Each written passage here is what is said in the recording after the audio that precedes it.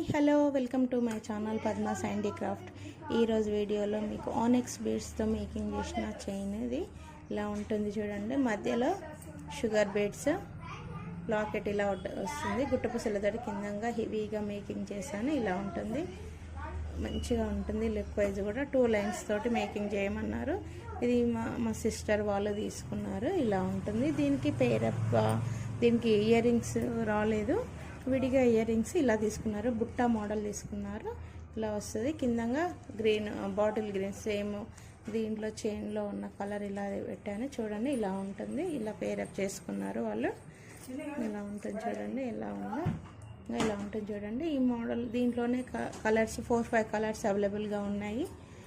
Red, onion pink, sea green 4-5 colours ఉన్నాయి.